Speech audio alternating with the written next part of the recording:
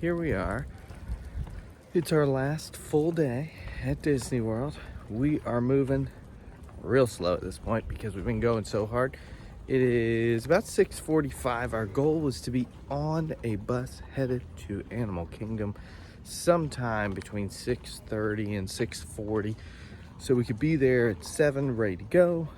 But the kids weren't waking up. They were sleeping through us getting ready, so we decided we'd just let them sleep and we just enjoy this last day. And if we can't go super hard, we can't get everything done, well, then we don't get everything done and we don't go super hard, because we just want to still get a lot done but also enjoy our vacation. Look at that. That's an impressive sight. An impressive sight indeed. Tusker House.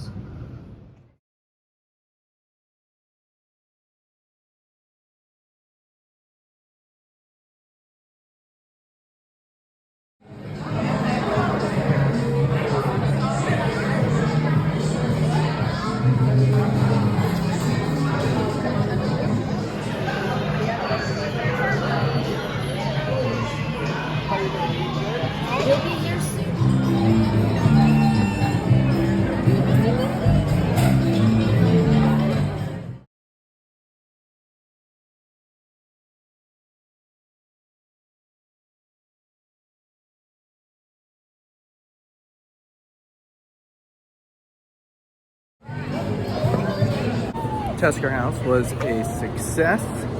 Now we are heading over to Kilimanjaro Safari for our lightning lane. Should be fantastic. Tusker House, big success with the kids. I mean, it was Mickey waffles, it was eggs, bacon, sausage. It was basic, but biggest success was we got to hang out with Mickey and Goofy and Donald and Daisy, and everybody was happy, and we were inside and it was air conditioned and we sat and we had coffee, and that's what made it great. Safari, welcome. We have been expecting you. We are here today to welcome you, one and all, to a celebration.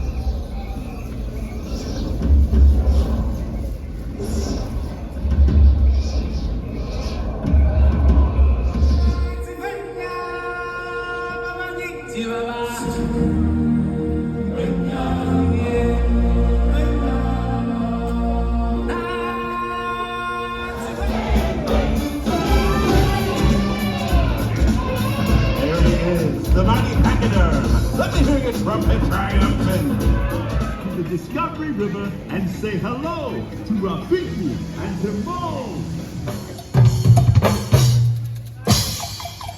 Have a great day.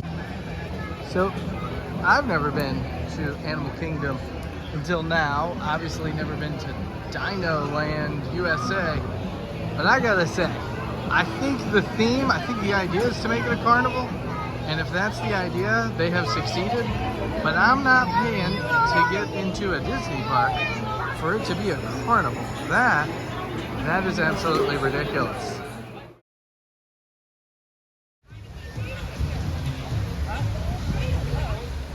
So we went to Discovery Island, Dino Land, whatever it is. Big disappointment. That's my personal opinion. Just, it was themed like a carnival, and it felt like a carnival, and they had music like a carnival, and the ground was a parking lot like it was a carnival. They even had carnival games where it was $6 a ticket to play.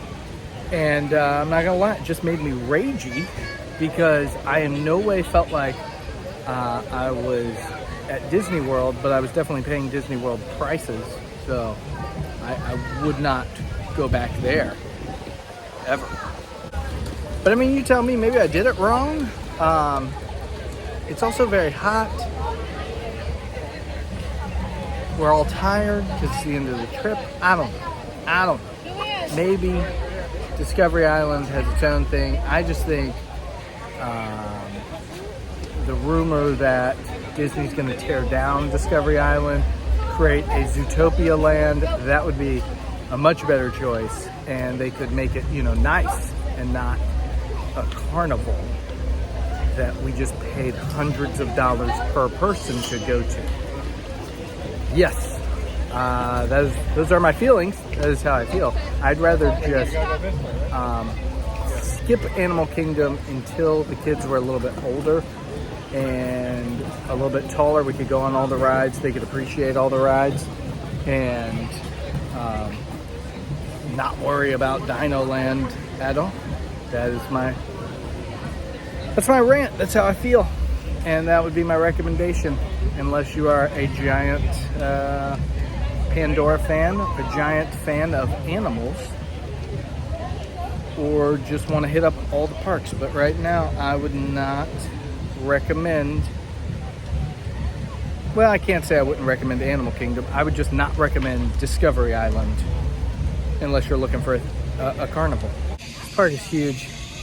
It's nice because there's some nice quiet spots you can get, some nice shady spots, very serene down by the water. But gosh, it's big, and there's hills, and in certain spots it gets really, really crowded.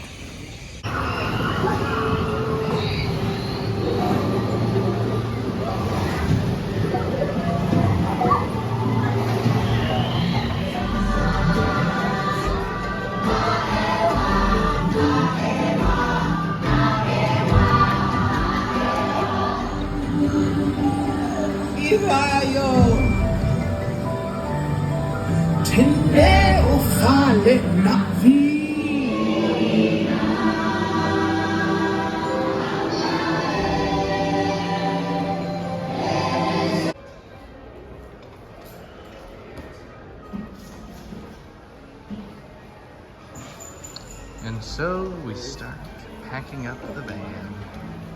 We've always been fans of pre-packing, pre-loading, whether that is the night before we leave to go on vacation or the night before we go home on vacation. So what we typically try to do is load up one of our suitcases every day with all our dirty clothes, and then as the suitcase gets full, just take it out, and that way you've got one or two less bags to put in the van. And tonight is the last night before we leave, so I've got 3 suitcases with me and the stroller, so I'm just transporting all of this. I've also got our bottles of water, so I'm going to take all this, I'm going to load it in, and then in the morning we'll just have 2 kids suitcases and some pillows, and we'll be ready to go. But it is always sad when a vacation comes to an end. So before we head out tomorrow, let me summarize. Animal Kingdom, I think it's a specific park. I think it's good to experience, but I think it's good to experience. It's not for us. Our kids aren't really big enough for some of the rides. And it's just a different park. It's a different park than all the others. That would be my opinion. If somebody asked me, should I hit up every single park? This is, these are my kids' ages, and it was a family similar to mine. I would say spend the money staying at Animal Kingdom Lodge, getting a Savannah View room, because by far the coolest part of going to Animal Kingdom was going on the safari, seeing all the animals. Tree of Life was very impressive, no doubt, but my favorite part was going on the safari. Obviously hitting up Tusker House was fun, but the food, quality of food was no different than hitting up Chef Mickey or what's the other one I'm thinking of? Not Topolino's. Topolino's, absolutely, hands down, number one character dining experience, but I would put it on par with Chef Mickey. So I'd recommend skipping Animal Kingdom and just splurging that extra money and staying at Animal Kingdom Lodge instead, and then hitting up the other parks if all you're really looking to do is see some cool animals. Now, talking about Grand Floridian, oh my gosh, like, I don't even know what to think. So we have typically always been value people.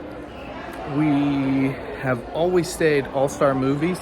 That is what we've kind of considered our home resort for if we were to be DVC people, we would call ourselves All-Star people. But you know, one time we stayed at Art of Animation. One time we did a split stay at All-Star Movies and Port Orleans Riverside. So we've done a split stay at a moderate, otherwise always stayed at our value resorts. And we got one night at Animal Kingdom Lodge Deluxe Resort. That's the only other experiences we've had. And even that one, you know, the kids were all not feeling well. We got there, we went to dinner, and lucky for us, we had a Savannah view, so we were able to go out on the balcony and just kind of hang out in the room. Now, that was lucky for us, and we were able to drive home the next day because the kids weren't feeling well. But this is the Grand Floridian. It is the grandest of all resorts. And to stay at All-Star Movies most of the time and then come to Grand Floridian, it is so far night and day. It is not comparable at all. We get the monorail, super spoiled with that. We can ride it. You don't have to fold up a stroller. Security is a breeze. You're just on and off. You can get there lickety split in no time. You can go back and forth between Magic Kingdom or Epcot and your resort in the middle of the day. Do you know how hard that is to do when you're staying at All-Star, when you're staying at one of the value resorts? It's hard to take that time out to go back to your room and take a break and then come back and go back to the parks. Now, you're at the parks until you leave the parks, and then you leave the parks. But it's even more than that. This is the resort where they have weddings. They have wedding venues here. We've seen, I think, 3, if not brides getting married or getting ready. We've at least seen the pictures happening before the wedding or after the wedding. We've seen plenty of ladies in their wedding dresses. And I mean, on top of that, you've got boats you can take to Magic Kingdom. You've got a fireworks view from multiple locations. If you don't pay for the fireworks view from your room, which I would not after staying here, because you can go down to the pier, it is not busy, and they're piping in the music. So you get it. You can't see the special effects on the castle, but you get the fireworks, you get the music. Like, it all makes sense. You're just not seeing that show with 30,000 of your closest friends. The Grand Floridian's amazing. It's amazing. Pools are amazing. The pools are amazing. They have a splash pad. They've got a pool with a water slide and a waterfall. They've got another pool that doesn't really have, it goes to about, I think, maybe 5 feet, maybe 4.5 feet, but it's a 0 entry. So us with 3 small kids aren't really concerned that, you know, oh no, I can't keep an eye on all of them at once. Who should I stay with? They've got life vest. The pools aren't deep. They've got splash pads. They've got 2 pool bars. They've got 1 restaurant by the pool. Then they've got a quick service restaurant. They've got a bar on the inside. They've got a couple of fancy restaurants here. I mean, wow. It is just super duper luxurious, and you are never gonna go wrong staying at the Grand Floridian. And I will say this as well. I was worried. I mean, we're coming in with 3 kids, and this is the venue that people go to get married. It is high, it's got a reputation for being a little highfalutin, a little high class, a little super duper fancy place, but it's really not that crazy. And I think that was the biggest surprise to me, is that I thought we were going to feel a little out of place coming here and being in what I consider just a very, very classy resort. And no, we got 3 kind of rambunctious kids, and although we can get dapper ourselves, that is not necessarily our style. But that is not what this resort has been about. It is very family friendly, but also, you know, caters to the wedding crowd. But I mean, overall, night and day, huge difference. I mean, it's not even comparable, the size of rooms. Again, it's not fair because we've stayed 1 time in a suite at a value resort. Every other time, it's just been a regular bedroom. And a bedroom at a value is not the same as a bedroom at a deluxe. So I would just say, if you're considering staying on the monorail, and Grand Floridian is your only option, or you're thinking about that, the Contemporary, Polynesian, just know Grand Floridian is amazing, and I would do it. I would recommend it.